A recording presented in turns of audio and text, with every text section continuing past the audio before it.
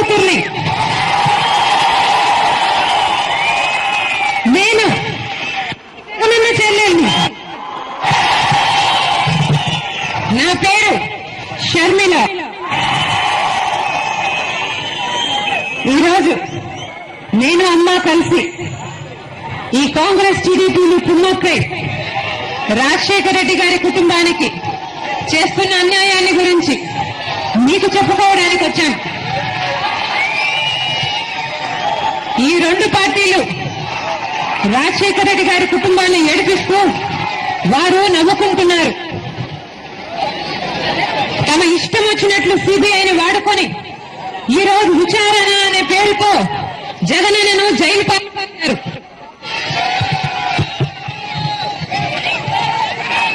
ఆ రోజు రాజశేఖర రెడ్డి గారి మంచి మనసు చూసి ఆయన పనితీరు గమనించి రెండోసారి కూడా ఈయనే ముఖ్యమంత్రి కావాలి అని మీరు ఆశీర్వదిస్తే అధికారంలోకి వచ్చింది ఈ కాంగ్రెస్ పార్టీ. అలాంటి ఈ కాంగ్రెస్, కేంద్ర కాంగ్రెస్ టీడీపీలో కలిసి సిబిఐ పేరు చెప్పి విచారణ అని ఈరోజు జగనన్నను జైలు పాలు చేశారు. సిబిఐని తన ఇష్టం వచ్చినట్లు వాడుకుంటున్నారు. పేరుకు మటుకే సిబిఐ ఒక స్వతంత్ర దర్యాప్తు సంస్థ. కానీ వాస్తవానికి సిబిఐ కేంద్ర హోంశాఖ కనుసన్నల్లోనే నడుస్తుందని దాని రిటైర్డ్ అధికారి జోగేందర్ సింగ్ గారే అన్నారు. అంటే అధికార ప్రభుత్వం చేతిలో సిబిఐ ఒక కీలుబొమ్మన్నమాట.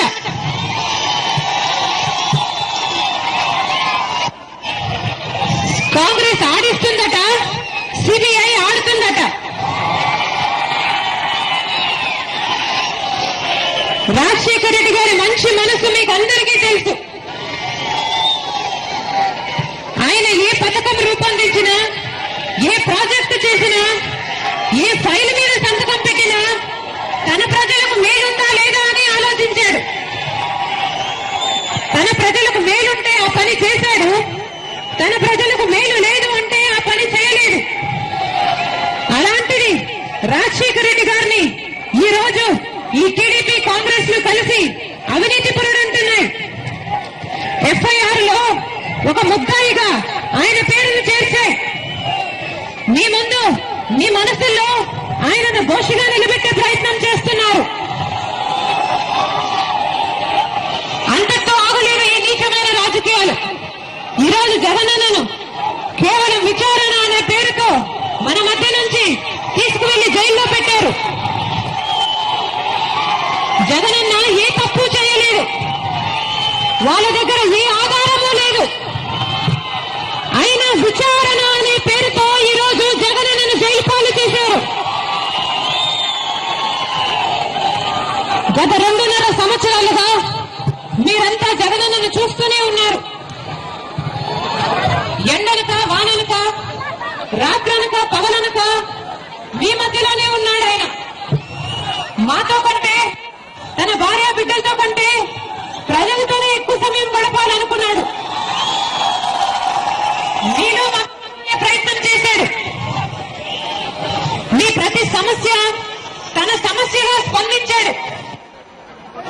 అలాంటిది ఈరోజు జగనన్నను కేవలం మన మధ్య నుంచి కుట్రపన్ని జగనన్నను జైలు పాలు చేయడం జరిగింది. మహానేత వైఎస్ఆర్ గారు మన మధ్య నుంచి వెళ్లిపోయినప్పుడు దాదాపు 660 మంది గుండాకి చనిపోయారు. బాధను తట్టుకోలేక నిరాశకు లోనై గుండాకి చనిపోతే వారిని ఇప్పుడు అధికారం అనుభవిస్తున్న ఏ కాంగ్రెస్ నాయకులు పట్టించుకోలేదు. వారిని గాని వారి కుటుంబాలను గాని పరామర్శించాలని ఏ ఒక్క కాంగ్రెస్ నాయకునికి అనిపించలేదు. కానీ జగనన్న మటుకు కడుపులో బాధను దాచుకుని ఆ కుటుంబాల దగ్గరికి వెళ్లి వాళ్ళకి చేతైన సహాయం చేసి వాళ్ళను పరామర్శించాలనుకున్నాడు. కాంగ్రెస్ వాళ్ళ మాట కాదని ఓదార్పు యాత్ర చేశాడని ఈ రోజు కక్ష కట్టి జైలు పాలు చేశారు. కాంగ్రెస్ పార్టీకి టీడీపీ పార్టీకి దీటుగా వైఎస్ఆర్ కాంగ్రెస్ పార్టీని పెట్టాడని, ఈ పార్టీ పైకొస్తే కాంగ్రెస్ టీడీపీలకు బలం ఉండదని కుట్రపన్ని ఈ రోజు జగన్ మన మధ్య లేకుండా చేశారు. ఒక విషయం ఆలోచన చేయండి. గత 2 ఏళ్లుగా కేసులని రేట్లని వేధిస్తూనే ఉన్నారు. కానీ అప్పుడెప్పుడు జగనన్నను తీసుకోలేకుండా ఎలక్షన్లు వచ్చాయని తెలిసి హడావిడిగా సమన్ ఇచ్చి విచారణ పేరుతో ఈ రోజు జైలు పాలు చేశారు.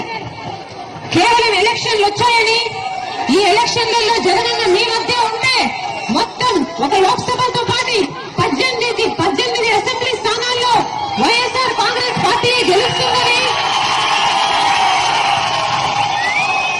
టీడీపీకి కాంగ్రెస్ కు ఇక మనుగడ ఉండదని తెలిసి కుట్ర పన్ని విచారణ అనే పేరుతో ఈ రోజు జగనన్నను తీసుకెళ్లడం జరిగింది.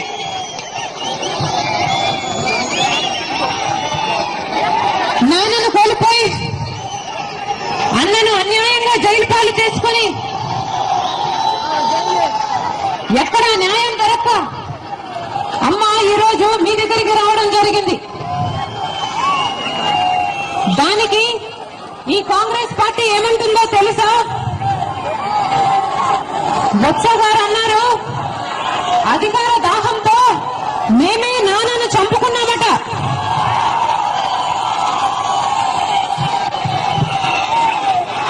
ఇంత ఘోరమైన మాటలు మరి ఎలాంటి మనుషులు మాట్లాడతారు?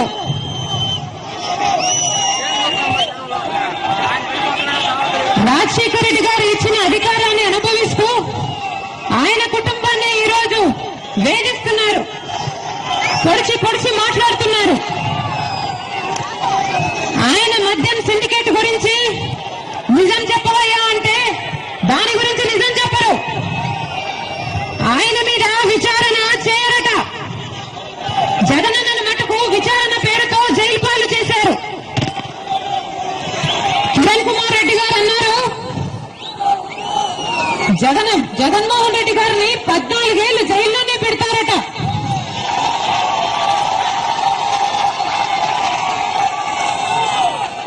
ఆయన మాటల్లోనే ఆయన స్వార్థం, ఆయన కుట్ర బయటపడుతున్నాయి. రాజశేఖర రెడ్డి గారు లేడని తెలిసి ఈరోజు రాజశేఖర రెడ్డి గారికి పథకాలకు ఐడియాలు ఈయనే ఇచ్చానంటున్నారు.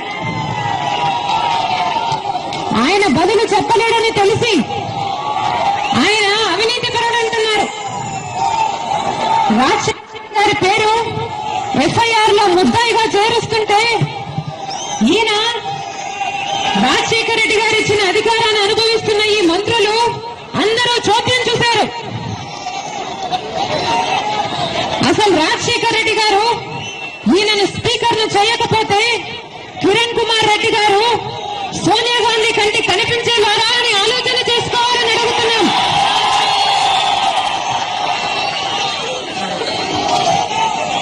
రెండవ తేదీన రచ్చబండకు రాజశేఖర రెడ్డి చిత్తూరు జిల్లాకి వెళ్తుండగా కిరణ్ కుమార్ రెడ్డి కూడా తోడు వెళ్లవలసి ఉండింది.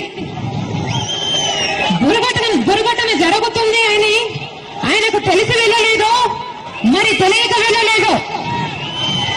ఆ దుర్ఘటన గురించి విచారణ చేయండి అంటే దాని గురించి విచారణ చేయరట.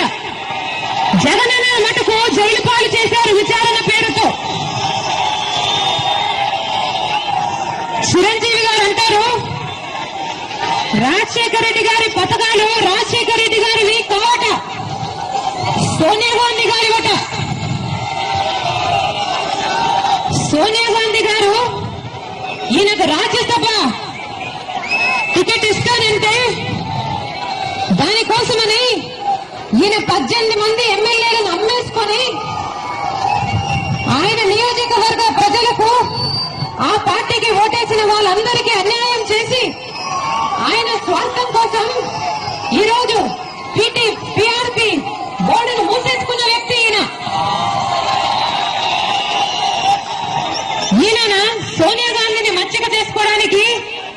రాజశేఖర రెడ్డి గారి పథకాలు రాజశేఖర రెడ్డి వారి కావని సోనియా గాంధీ గారి భార్యనే చెప్తున్నారు. రాజశేఖర రెడ్డి గారి పథకాలు రాజశేఖర రెడ్డి గారివో కావో ఈయనకు తెలియడానికి ఈయన చుట్టుపక్కల ఎక్కడా లేడు. ఆ రోజు ఈయన సొంత వాళ్ళ ఇంట్లో 89 కోట్ల రూపాయలు దొరికిందట. దాన్ని 35 కోట్లు అన్నారు. తర్వాత 35 లక్షలు 35,000 కాదండి, 35 కోట్ల రూపాయలు ఇంట్లో పెట్టుకున్నారట. ఇంకా బయట ఎంత పెట్టుకున్నారో దానికి విచారణ చేయమంటే దానికి విచారణ చేయరట. జగనన్న మటుకు విచారణ పేరుతో జైల్లో పెట్టడం జరిగింది. చంద్రబాబు నాయుడు గారు అంటారు, వైఎస్ఆర్ కాంగ్రెస్ పార్టీకి మీరు ఓటేస్తే మిమ్మల్ని అందరినీ కూడా జైల్లో పెడతారట.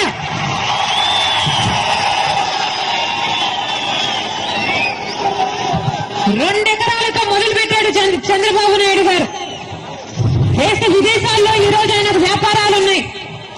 దేశమంతా హెరిటేజ్ ఉంది.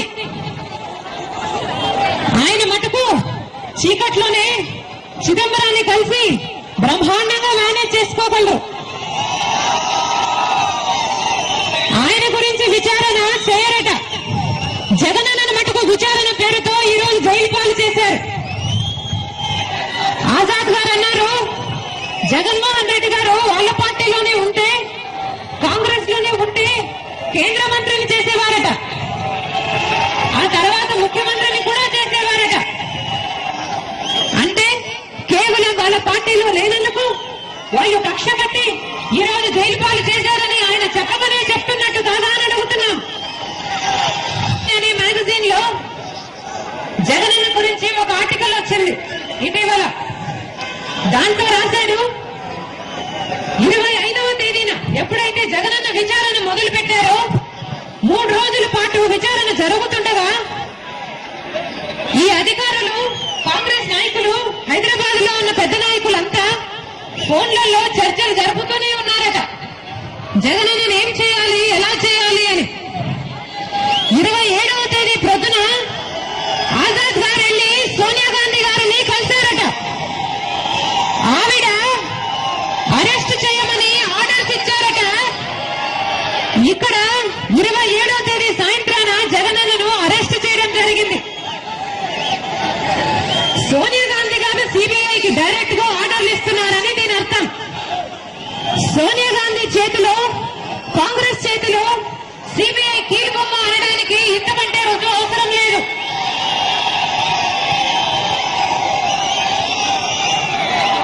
రాజకీయాలు ఇంత నీచంగా ఇంత ఘోరంగా కుట్రలు పన్నే రాజకీయాలు ఇక ఆగాలి. హెలికాప్టర్లను కూల్చి మంచి వాళ్ళను జైల్లో పెట్టి కక్షలు సాధించే రాజకీయాలు ఇక ఆపాలి. జూన్ 12న ఒక లోక్సభ స్థానంతో పాటు 18 అసెంబ్లీ స్థానాలకు ఉప ఎన్నికలు జరగనున్నాయి. ఓటు అనేది మీ చేతిలో ఉన్న ఆయుధం. మీ ఓటు ద్వారా ఇక్కడ జరుగుతున్న అన్యాయాన్ని గురించి, జగనన్నకు మీరు చేస్తున్న అన్యాయాన్ని గురించి దేశమంతా చాటి చెప్పవచ్చు. ఈ 18 స్థానాల్లో మనం గెలుచుకోగలిగితే ప్రజలంతా జగన్మోహన్ రెడ్డి నిర్దోషి అని నమ్ముతున్నారని దేశమంతా అర్థమవుతుంది. ఇక్కడ నుంచి బాలినేని వాసుమామ గారు నిలబడ్డారు.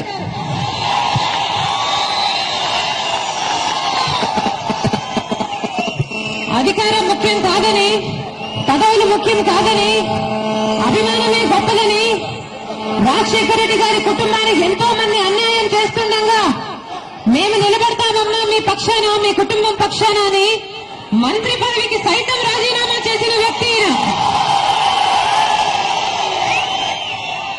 మంత్రి పదవిని వదులుకోవడం ఆషామాషి కాదండి. ఎంతో అభిమానం ఉంది కనుకనే ఆ పని చేయగలిగారు.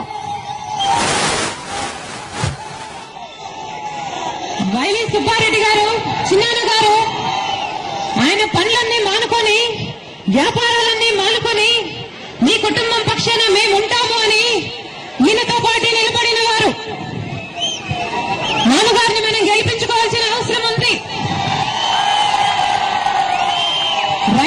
పక్షాన ప్రభుత్వానికి వ్యతిరేకంగా రైతులకు మద్దతు పలికి ఈ రోజు ఎమ్మెల్యే పదవిని కోల్పోవడం జరిగింది.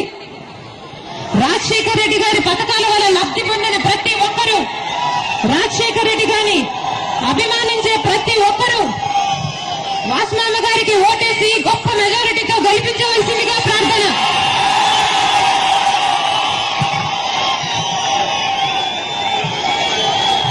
జగనన్నను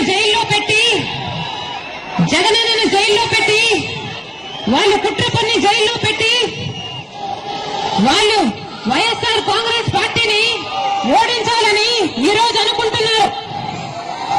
కానీ బోన్లో అయినా సింహం సింహమే.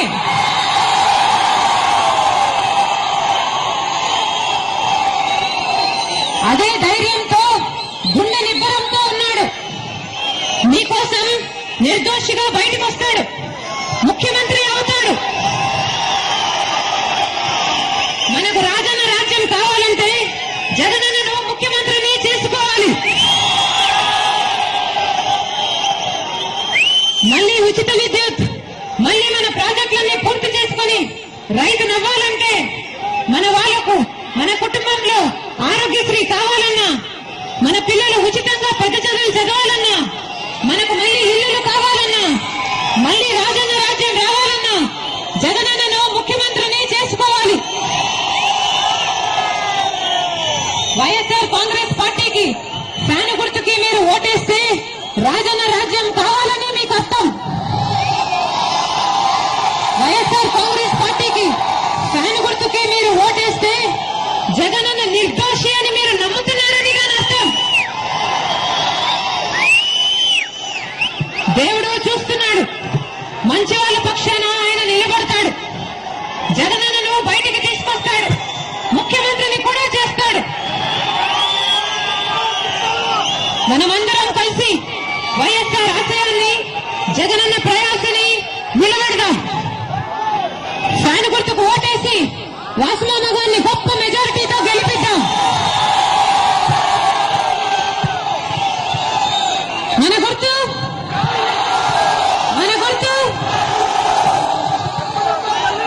ఒంగోలు ప్రజానికానికి చేరి వచ్చిన మీ అందరికీ మమ్మల్ని చూడడానికి, మా మాటలు వినడానికి, ఎండనుకోకుండా కష్టమనుకోకుండా మా కోసం వచ్చినందుకు మనస్ఫూర్తిగా శిరస్సు వంచి నమస్కరిస్తున్నాం.